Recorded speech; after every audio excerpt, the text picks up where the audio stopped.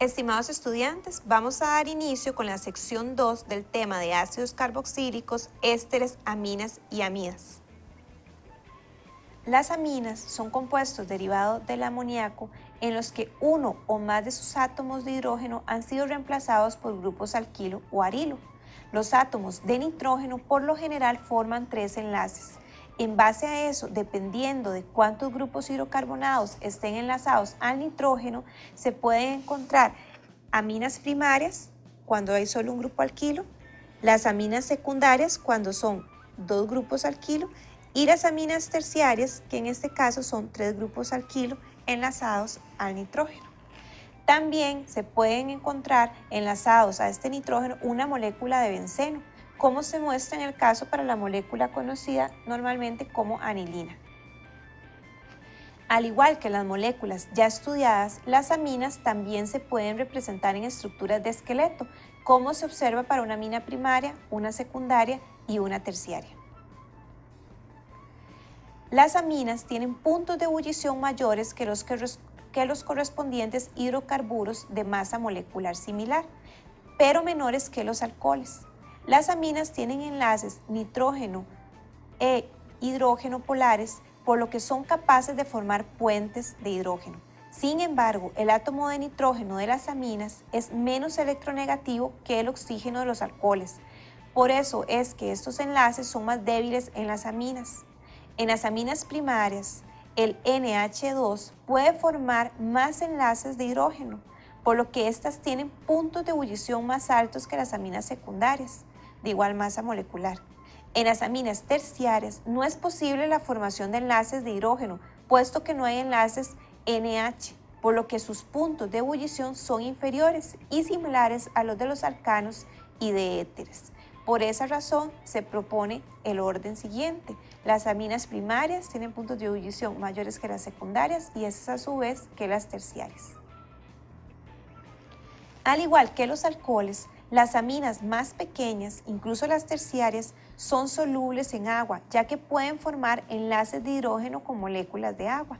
Sin embargo, para las aminas con 6 o más átomos de carbono, el efecto del enlace de hidrógeno pierde importancia frente a la presencia de la cadena hidrocarbonada no polar, que reduce la solubilidad de la amina en agua.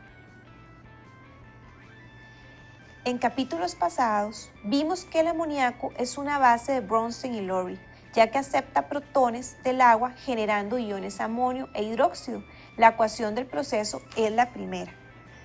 De modo análogo, las aminas en agua se comportan como bases de Bronsted y Lowry, ya que el par de electrones sin compartir del átomo de nitrógeno acepta un protón del agua y genera iones hidróxido, como se observa en la segunda reacción, comportándose de igual manera que el amoníaco. En las reacciones de neutralización con ácidos fuertes, las aminas reaccionan como bases frente a los ácidos para formar la correspondiente sal de amonio. El par de electrones sin compartir del átomo de nitrógeno acepta un protón del ácido formando la sal de amonio, pero sin que se forme agua en el proceso. Estas sales son en su mayoría sólidos a temperatura ambiente y solubles en agua y fluidos biológicos, como otras sales que ya hemos estudiado. Un tipo de aminas son las aminas heterocíclicas, que contienen uno o más átomos de nitrógeno en el anillo. 3 ejemplos de estas moléculas se muestran en la diapositiva y se puede observar que el nitrógeno es parte del ciclo. Por otra parte, las amidas son un tipo de compuestos derivados de los ácidos carboxílicos en los que el grupo hidroxilo ha sido reemplazado por un átomo de nitrógeno, como podemos observar. Existen también diferentes tipos de aminas. Están las aminas primarias, las aminas secundarias enlazadas a 2 carbonos y las aminas terciarias que están enlazadas a 3 átomos de carbono. Las amidas se obtienen por reacción entre un ácido carboxílico y amoníaco o una amina, y en el proceso se elimina una molécula de agua. Para formar la amida se unen un fragmento de un ácido carboxílico y otro de una amina. de modo semejante al presentado en la formación de ésteres como vimos anteriormente.